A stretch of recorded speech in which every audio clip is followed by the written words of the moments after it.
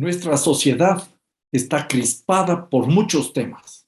Uno de esos temas es el aborto por violación. Recordemos que vivimos en un estado laico, en una sociedad que se precia de democrática.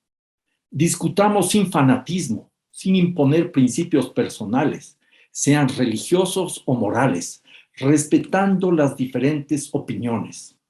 Y empecemos por leer la sentencia de la Corte Constitucional, que por lo pronto establece que el aborto como consecuencia de una violación no es más un delito. Obligar a parir como resultado de una violación es una violación de los derechos humanos, es un acto de tortura. Y si no respetamos la decisión de la Corte Constitucional, estamos afectando la democracia.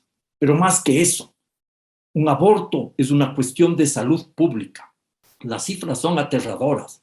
Más de 100,000, quizás 150,000 abortos clandestinos al año, con un alto índice de mortalidad para las mujeres.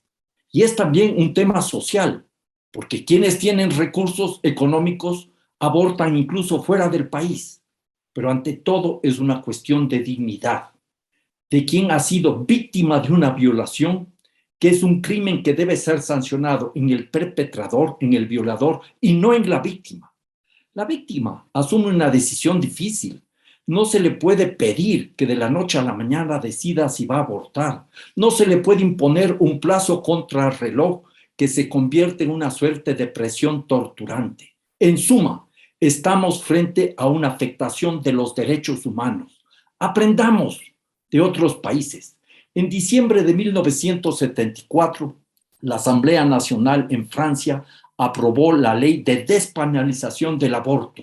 Entonces era presidente un gobernante católico practicante, conservador, Valéry Giscard d'Estaing, quien en sus memorias relata un episodio que debería ser una lección sobre todo para estadistas de estados laicos. Él escribe lo siguiente: al ser criticado por la iglesia, respondió textualmente: yo soy católico, pero soy presidente de un estado laico.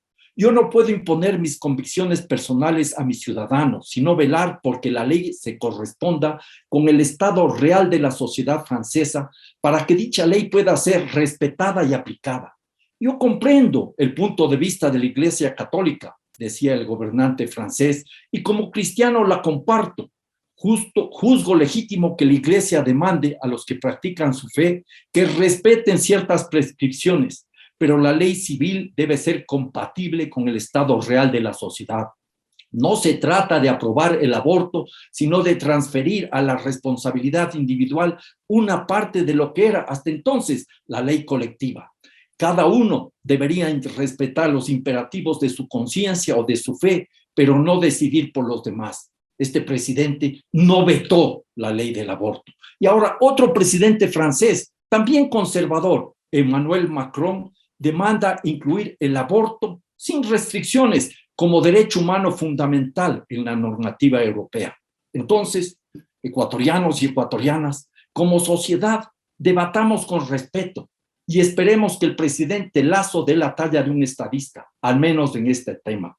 E insisto, estamos en un estado laico, discutamos sin fanatismo, sin imponer principios personales religiosos, principios personales morales, respetando las opiniones diferentes, pero sobre todo haciendo realidad los derechos humanos.